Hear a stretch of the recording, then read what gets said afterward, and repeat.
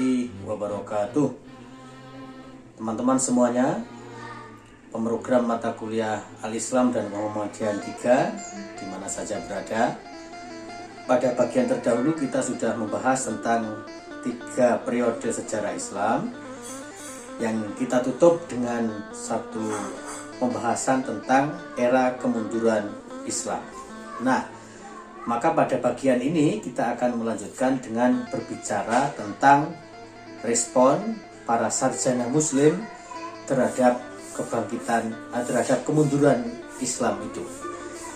Jadi singkat kata, kemunduran Islam yang terjadi pada periode ketiga itu, ya, jadi masa antara masa pertengahan sampai masa modern itu, kemudian melahirkan respon dari kalangan sarjana, para ilmuwan muslim agar Islam mengalami kebangkitan kembali. Nah, apa yang menjadi penyebab dari kemunduran umat Islam itu sudah kita bahas pada bagian terdahulu, yaitu adanya perpecahan politik, lalu ada fanatisme madhab gitu. Nah, fanatisme madhab yang sudah kita bicarakan pada bagian terdahulu itu menunjukkan kepada kita adanya sikap anti orang lain, adanya sikap anti perbedaan di kalangan para pengikut ulama madhab. Nah, tetapi pada saat yang sama itu juga menjadikan kreativitas berpikir umat Islam mengalami kemandekan. Nah, di samping itu, ini berkaitan erat dengan satu situasi bahwa ada persoalan-persoalan tertentu dalam kehidupan umat Islam yang terjadi pada satu masa dan tidak terjadi pada masa yang lain. Nah, maka kalau dihadapkan dengan persoalan ini, mau tidak mau ada satu cara yang diajarkan oleh Nabi Muhammad, kemudian dicontohkan penerapan pada berbagai kasus dalam kehidupan oleh para ulama, bahkan para sahabat, yang disebut dengan ijtihad. Jadi ijtihad itu adalah sederhananya bisa kita artikan sebagai sebuah prosedur yang harus kita tempuh manakala kita berhadapan dengan persoalan-persoalan yang terjadi dalam kehidupan hari ini atau kehidupan dari masa yang berbeda-beda, tetapi masalah atau isu atau persoalan yang dihadapi itu belum pernah muncul pada masa sebelumnya. Dan karena tidak muncul pada masa sebelumnya, maka tidak tercover secara konkret atau secara eksplisit oleh teks-teks keagamaan, baik itu Al-Quran maupun Sunnah. Nah, dalam hal seperti inilah kemudian ijtihad menjadi sebuah mekanisme atau prosedur untuk menyelaraskan ajaran Islam dengan perkembangan zaman. Akan tetapi, teman-teman sekalian, ternyata pada masa kemunduran itu muncul sebuah jargon, yaitu tertutupnya pintu ijtihad. Jargon tertutupnya pintu ijtihad itu membawa makna atau konsekuensi bahwa ya umat Islam cukup menerima apa adanya dari apa yang sudah diwariskan oleh ilmuwan-ilmuwan terdahulu. Padahal tentu saja kita mengetahui bahwa ilmuwan-ilmuwan terdahulu itu hidup dalam satu masa yang beda dengan masa-masa berikutnya, bahkan masa kita hingga masa kita hari ini. Dan karena itu kalau menerapkan apa adanya dari contoh-contoh yang mereka berikan, tentu hukum Islam ini akan kehilangan relevansinya dengan, atau ajaran Islam secara umum akan kehilangan relevansinya dengan kehidupan masyarakat. Nah, karena itulah situasi yang sedemikian rupa itu tadi lalu membuat ulama-ulama atau sarjana-sarjana muslim dari masa ke masa mengajukan apa yang disebut sebagai pembaharuan Islam. Nah, mari kita lihat di sini. Saya sudah menyiapkan satu tulisan sederhana data ya, ini berkaitan dengan siapa saja dari kalangan ilmuwan muslim, sarjana-sarjana muslim itu yang melakukan pembaharuan. Maka kita lihat di sini ada para pembaharu. Nah, para pembaharu yang saya tulis di sini ada Ibnu Taimiyah, ada Muhammad bin Abdul Wahab, kemudian ada Waliullah Ad-Dihlawi, lalu Sayyid Ahmad Khan, kemudian Jamaluddin Al-Afghani, kemudian Muhammad Abduh, lalu Muhammad Rashid Ridha, kemudian gerakan ini tidak individu tetapi sebuah kelompok namanya Gerakan Turki Muda di Turki, lalu Gerakan Padri di Indonesia, di Sumatera Barat, dan kita memasukkan, ini nggak kelihatan dari layar, yaitu Kiai Haji Ahmad Dahlan. Nanti akan kita lihat. Oke, teman-teman sekalian, kita akan melihat bahwa yang mula-mula menyerukan supaya umat Islam kembali berpikir, umat Islam bangkit dari keterpurukan yang dialami oleh karena adanya perpecahan politik atau serangan-serangan dari orang luar terhadap Islam, kemudian fanatisme madhab tadi, lalu tertutupnya pintu istihad tadi, itu dalam satu usaha yang disebut dengan kebangkitan Islam, dimulai dengan seorang ulama, seorang ahli sarjana namanya Ibnu Taimiyah. Ibnu Taimiyah ini lahir pada tahun 1263 Hijriah dan wafat pada tahun 1263 Masehi sampai dengan 1328 Masehi. Ibnu Taimiyah ini tokoh yang dianggap sebagai pendiri menegakkan tonggak pembaharuan dalam dunia Islam. Maka kalau kita lihat apa saja yang diajarkan, beberapa yang diajarkan oleh Ibnu Taimiyah itu adalah, misalnya Ibnu Taimiyah mengajak umat Islam untuk kembali kepada ajaran salafus soleh. Oke, siapakah salafus soleh dan apakah salafus soleh itu? Jadi salaf itu artinya orang-orang terdahulu, ini secara kebahasaan. Soleh artinya yang baik, ya, yang soleh. Maka yang disebut dengan salafus soleh itu adalah ulama-ulama terdahulu yang memiliki tingkat kesalehan tinggi. Tapi apakah menyebut ulama terdahulu itu tidak ada batasnya? Pokoknya asal yang lebih dulu dari kita begitu saja, ataukah ada batasnya? Nah, maka dalam hal ini kita bisa merujuk kepada berbagai pandangan yang menyatakan bahwa yang disebut dengan salafus solih itu adalah 3 generasi pertama dalam sejarah umat Islam, yaitu generasi Rasulullah, yang mereka yang hidup bersama Rasul berarti sahabat, kemudian tabi'in, lalu tabi'ut tabi'in. Pada materi sebelumnya kita sudah berbicara tentang penamaan generasi-generasi itu kan. Maka kalau dengan menggunakan cara pandang itu, yang disebut dengan salafus soleh itu adalah generasi sahabat, kemudian tabi'in, lalu tabi'ut tabi'in. Nah, kenapa Ibnu Taimiyah mengajak umat Islam kembali kepada masa atau ajaran salafus soleh itu? Sebabnya adalah, pertama, karena ternyata fanatisme madhab yang sudah kita bahas pada pembahasan sebelumnya itu telah menjadikan umat Islam lebih percaya kepada madhabnya ketimbang kepada sumber ajarannya. Nah, sumber ajaran Islam itu kan Al-Quran dan Sunnah. Sehingga kalau ada apa-apa, mereka tidak kembali kepada Quran dan Sunnah, tetapi kembalinya kepada pendapat madhabnya dan mengkultuskan atau menganggap pendapat madhabnya itu sebagai paling benar. Nah, lalu apa bedanya dengan salafus soleh? Kenapa Ibnu Taimiyah mengajak umat Islam kembali kepada ajaran salafus soleh? Karena dalam keyakinan Ibnu Taimiyah, 3 generasi pertama umat Islam inilah yang masih murni. Artinya pemahaman mereka belum banyak bercampur dengan aneka ragam elemen.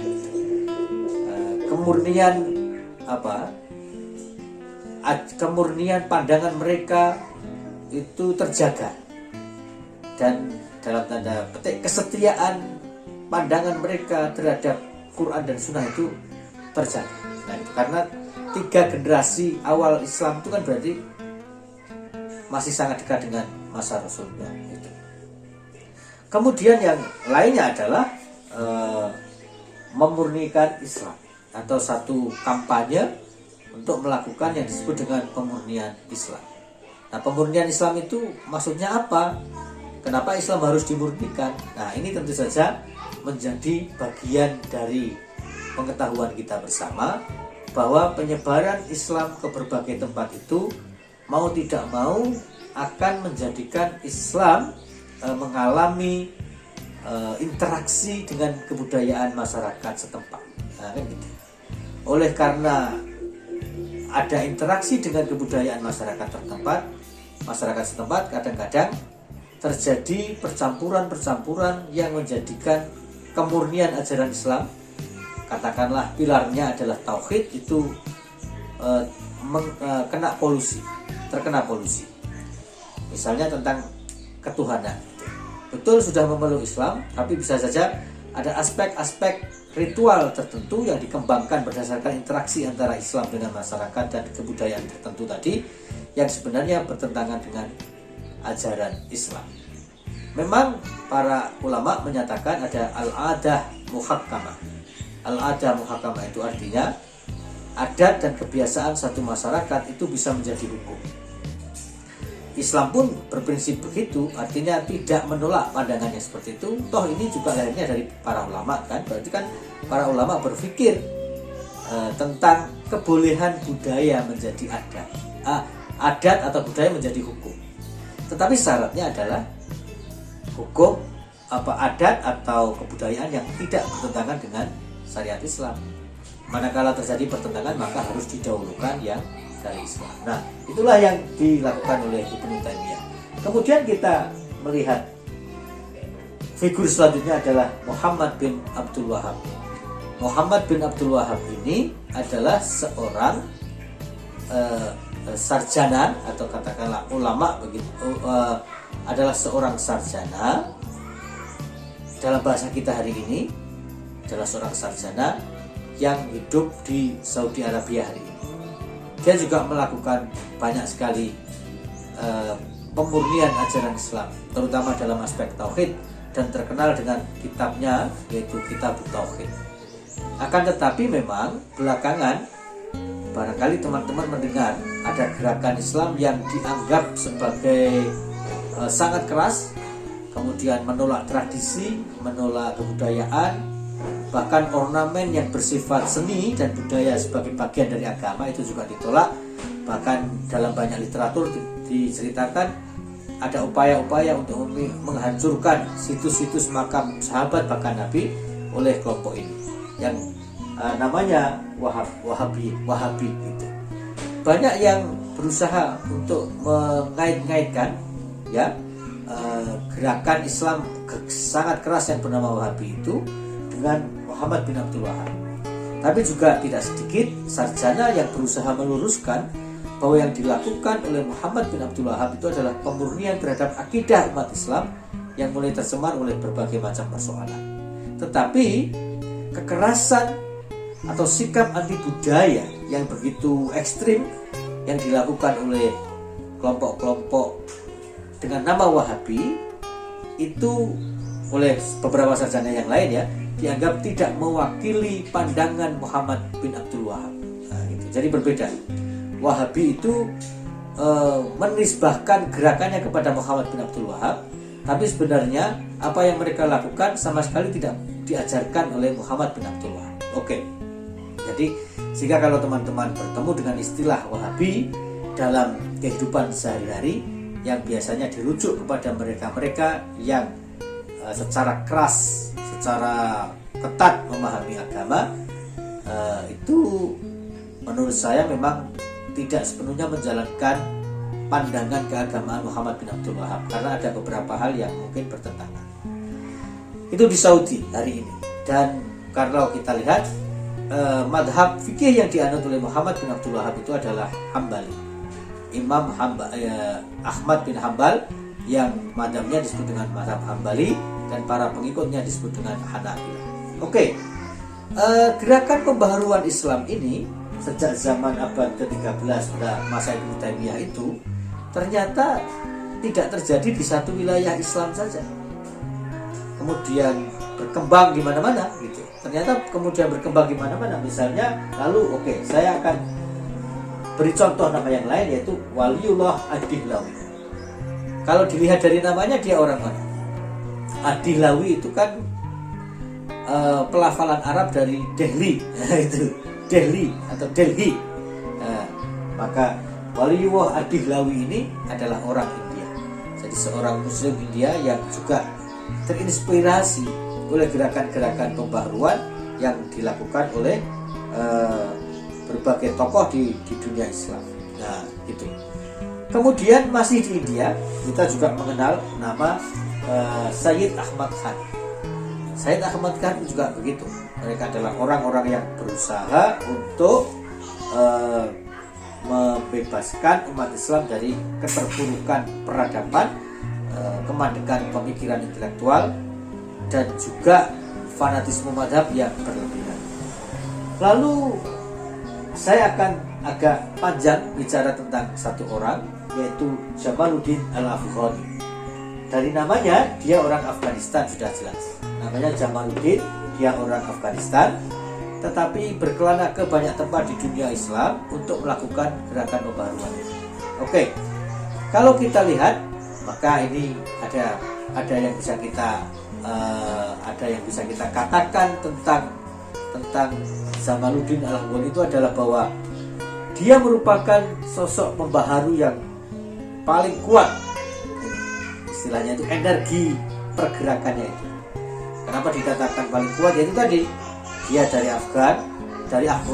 Afghanistan, kemudian pergi ke Mesir, pergi ke Turki, pergi ke banyak tempat yang lain, yang bisa dia berusaha untuk menyebarkan menyebarkan paham pembaharuannya itu. Nah, Profesor Haidar Nasir menyebut dalam sebuah bukunya bahwa Jamaluddin Al-Afghani itu bagaikan Raja Wali. Itu. Jadi energi gerakannya tadi itu begitu kuat sehingga bagaikan Raja Wali. Kenapa disebut seperti Raja Wali?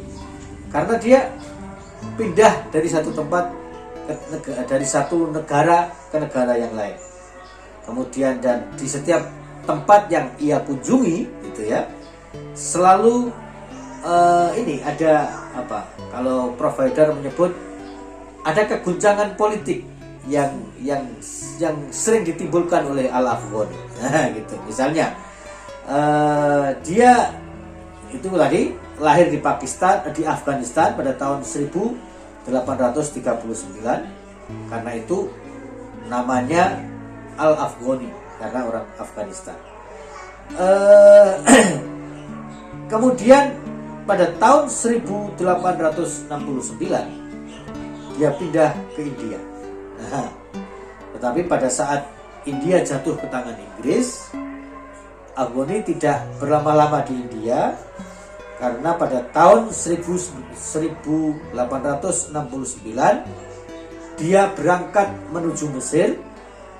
Dan tentu saja karena zaman itu transportasi belum memungkinkan, dia naik sebuah kapal dari India menuju ke Mesir melalui terusan Suez. Nah, di Mesir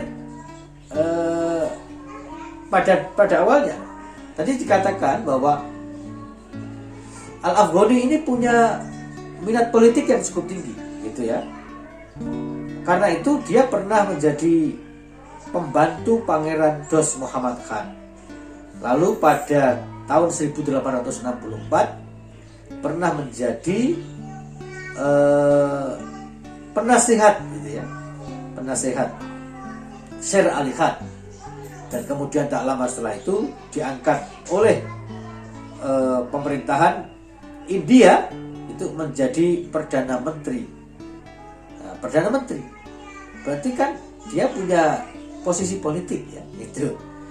Maka Prof. Haidar Nasir, Ketua Umum Pimpinan Pusat Muhammadiyah, mengatakan bahwa di Mesir pada dasarnya saat datang pertama kali di Mesir, Jamaluddin ini ingin berhenti dari dunia politik, gitu ya, ingin berhenti dari politik, lalu menekuni dunia keilmuan.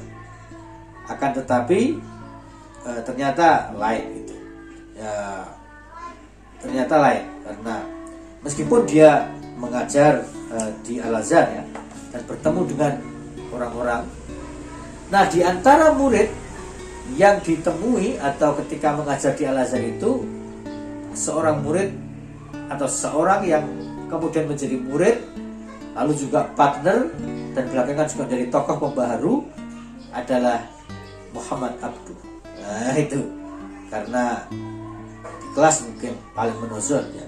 Nah, lagi-lagi sebagai seorang, ya oleh Prof. Haidar Nasir tadi disebut seperti Raja Wali itu ya, Al-Afghani tidak terlalu lama tinggal di Mesir. Kemudian dia pindah ke Turki pada tahun 1870.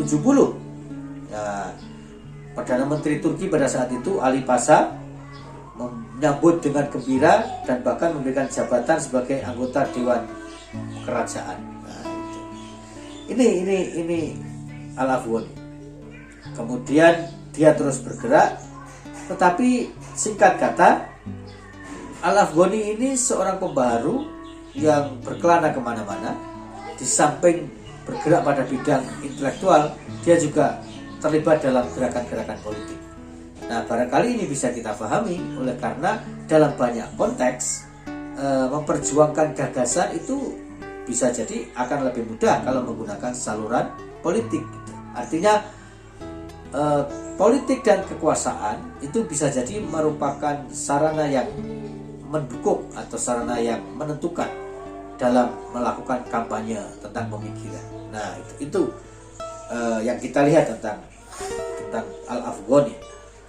Kemudian yang juga penting adalah Al-Afghani kemudian pergi ke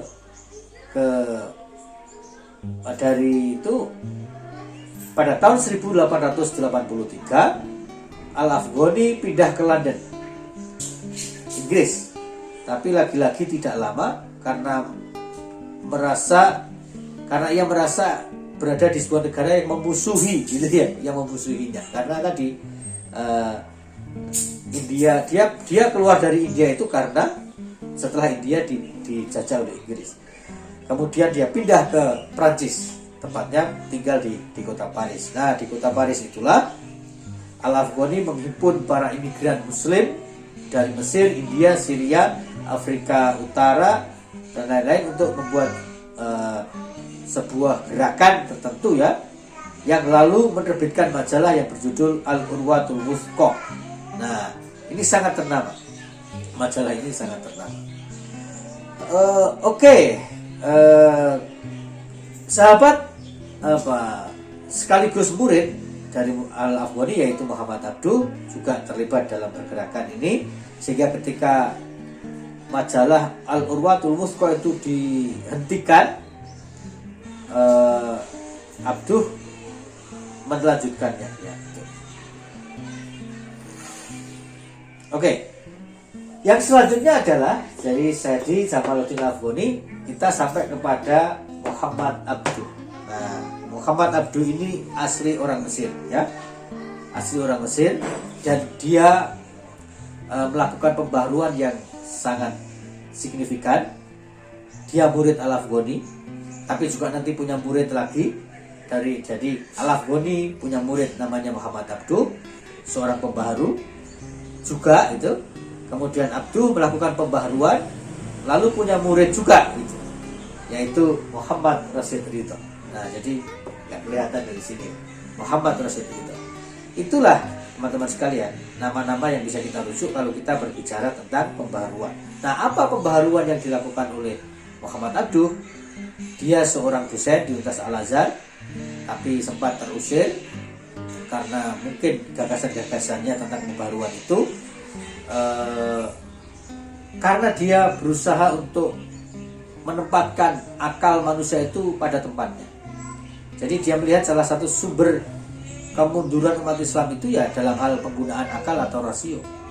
Umat Islam tidak begitu suka atau terlena untuk tidak menggunakan akal. Padahal menurut Muhammad Abduh, tidak mungkin akal itu ditinggalkan kalau kita ingin memahami agama secara benar. Nah, tetapi dalam situasi yang tidak mudah seperti zaman itu, di tengah situasi kemunduran Islam atau kemunduran pemikiran umat Islam terjadi di merata di semua tempat, maka berpikir tentang pentingnya menggunakan akal dalam kehidupan beragama itu bukan sesuatu yang mudah dan bisa diterima dengan baik. Kemudian Abduh punya murid yaitu Muhammad Rashid Ridho. Sama-sama pembaharu tetapi ada perbedaan.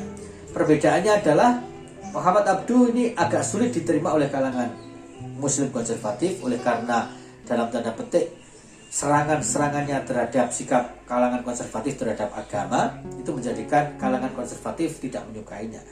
Tapi muridnya yang bernama Muhammad Rashid Ridho ternyata berbeda. Muhammad Rashid Ridho justru secara umum bisa diterima oleh kelompok-kelompok katakanlah kanan atau konservatif barangkali oleh karena bahasa dan pendekatan yang digunakan oleh Muhammad Rashid Ridho lebih lunak daripada yang digunakan oleh Muhammad Abduh. Namun ada satu catatan penting yang harus kita ketahui bersama adalah bahwa guru murid ini ternyata meninggalkan sebuah warisan, yaitu sebuah tafsir yang dikenal dengan tafsir Al-Manar. Tafsir Al-Manar ini adalah karya bersama Muhammad Abduh dan Muhammad Rashid Ridho. Kenapa dikatakan karya bersama? Karena pada masa hidupnya Abduh mempunyai kelas tafsir. Menurut catatan para penulis, sebagian ceramah tafsir tentang Quran yang disampaikan oleh Abduh itu terjadi di Beirut di Lebanon, karena dia juga pernah ke sana dalam pengasingan politik. Tapi sebagian disampaikan juga di Al-Azhar. Nah, dia tidak menulis, tapi muridnya yang bernama Muhammad Rashid Ridho itu lalu menghimpun isi atau menghimpun materi-materi tafsir yang disampaikan oleh Muhammad Abduh dan ditulis dengan pemahaman, dengan pokoknya ditulis itu kemudian diterbitkan sebagai tafsir. Tetapi ketika Muhammad Abduh wafat, dia sudah tidak lagi menafsirkan Al-Quran lewat ceramah-ceramahnya kan, sementara dia baru menafsirkan mungkin beberapa surat. Maka bagian-bagian berikutnya dilanjutkan oleh muridnya yaitu Muhammad Rashid Ridho. Maka Al-Manar ini dirujuk kepada dua ulama tersebut, yaitu Muhammad Rashid Ridho sebagai murid Muhammad Abduh yang menuliskan ceramah-ceramah Abduh dan menghimpun karyanya itu menjadi buku, sementara Rashid Ridho meneruskan yang tidak dijelaskan oleh Muhammad Abduh. Teman-teman sekalian, tapi juga yang menarik adalah saya kira kita perlu mengetahui berkaitan dengan persoalan ini adalah di beberapa tempat gerakan pembaharuan itu tidak hanya terjadi pada level individual, tapi juga terjadi pada level organisasi atau kelembagaan. Misalnya di Turki itu ada satu gerakan yang disebut dengan gerakan Turki Muda. Intinya adalah berusaha untuk membangkitkan umat Islam dari keterpurukan yang dialami, menempatkan akal pada posisi yang sebenarnya, bahwa akal itu jangan dihindari dalam menjalankan agama. Lalu di Indonesia ada gerakan Padri di Sumatera Barat. Barangkali teman-teman pernah membaca sejarah tentang Perang Padri. Perang Padri itu adalah antara kaum Padri dan kaum adat. Kaum Padri itu orang-orang tokoh agamawan lah sebenarnya gampangnya dengan kaum adat. Ini merujuk kepada adanya pertentangan dalam menjalankan agama antara kelompok Padri yang menganut prinsip pemurnian gitu dengan kelompok adat yang berusaha, yang mungkin kecenderungannya adalah menggabungkan praktek beragama dengan tradisi atau kebudayaan tertentu. Nah, sehingga menurut kelompok Padri itu sangat bertentangan dengan ajaran Islam. Maka kalau kita berbicara tentang gerakan pembaharuan atau pemurnian ajaran Islam di Indonesia, sebenarnya seawal itu kita harus merujuk kepada gerakan. Di banyak buku yang ditulis oleh sarjana-sarjana di luar Indonesia, itu saya menemukan pengakuan atau nama Kiai Ahmad Dahlan itu muncul sebagai tokoh pembaharu.